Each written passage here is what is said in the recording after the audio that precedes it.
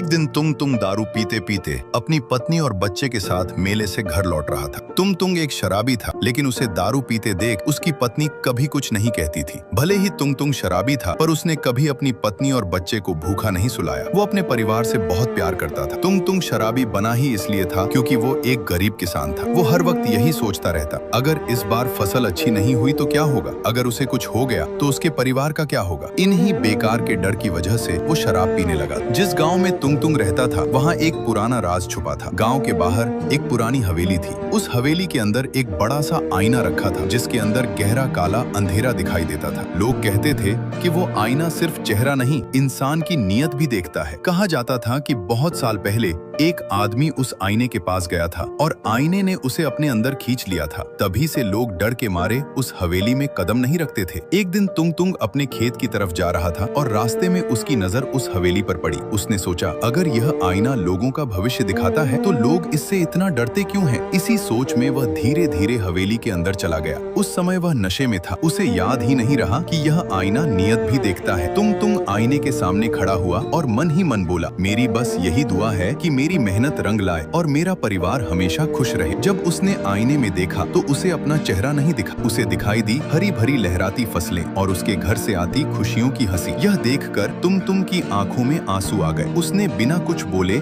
आईने के सामने हाथ जोड़ दिए और वहां से चला गया। ये सब गांव का एक चोर छिपकर देख रहा था। उसने सोचा, गांव वाले झूठ बोलते हैं, यह आईना तो लोगों का भविष्य उज्जवल करता है। शायद वे सच छुपा रहे हैं ताकि सिर्फ वही इसका फायदा उठा सके। क्यों न मैं भी जाकर एक ही दिन में बड़ा हाथ मार लूं। यह सोचकर वह चोर आईने के सामने जा खड़ा हुआ और बोला, मैं बैंक लूटूंगा, दुनिया का सबसे अमीर आदमी बनूंगा और पूरी जिंदगी ऐश करूंगा। जैसे ही उसने यह कहा, आईने का काला अंधेरा हट गया और उसने खुद को लोहे की सलाखों के पीछे कैद देखा। वह डर से कांपने लगा। गुस्से में उसने एक डंडा उठाया और आईने को तोड़ने लगा, लेकिन तभी आईने ने उसे अपने अंदर समा लिया।